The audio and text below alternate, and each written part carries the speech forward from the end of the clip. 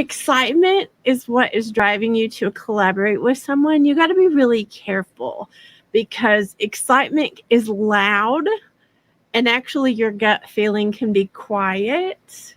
Follow the gut, not the excitement, because sometimes those exciting connections and collaborations and things actually end up being catastrophes.